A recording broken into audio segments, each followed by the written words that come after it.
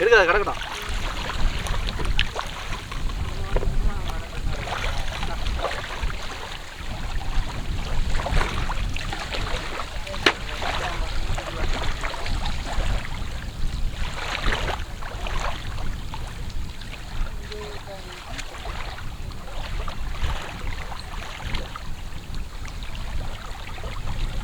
அவங்ககிட்ட கொடுக்குறியா?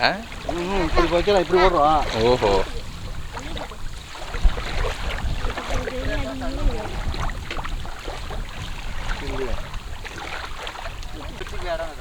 இருக்குதா? வச்சுக்கிறேன்.